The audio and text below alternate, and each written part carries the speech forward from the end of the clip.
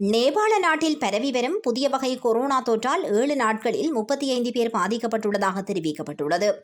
நேபாளத்தின் 31 மாவட்டங்களிலும் கடந்த டிசம்பர் மாதம் முதல் கொரோனா தொற்று மீண்டும் பரவி வருவதாக தெரிவிக்கப்படுகின்றது.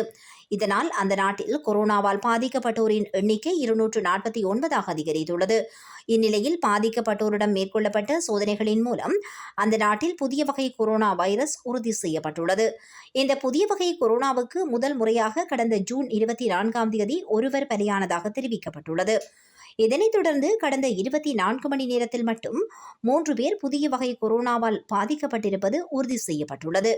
இதனை அடுத்து அந்த நாட்டின் எல்லையின் 17 இடங்களில் சோதனை சாவடிகள் அமைக்கப்பட்டு பரிசோதனைகள் மேற்கொள்ளப்பட்டு வருவதாக தெரிவிக்கப்படுகின்றது.